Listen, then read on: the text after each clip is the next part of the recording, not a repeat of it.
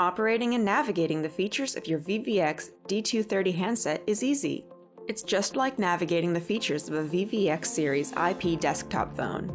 Press Call to place a new call or answer a call. Press the End button to hang up. Use the navigation pad to scroll through menus, move the cursor within fields, and increase or decrease the ringer volume. Press OK to make a selection.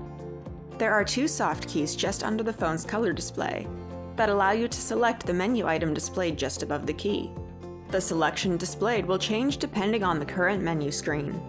The LED light flashes to indicate an incoming call, missed call, or new voicemail.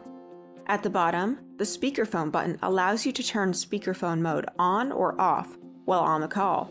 You can also use it to place or answer a call using the wireless handset speakerphone. Next to speakerphone, you'll find the mute key as well as the redial key.